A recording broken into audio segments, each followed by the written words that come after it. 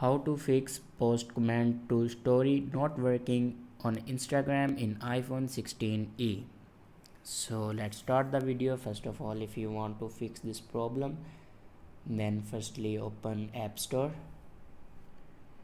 and search here Instagram.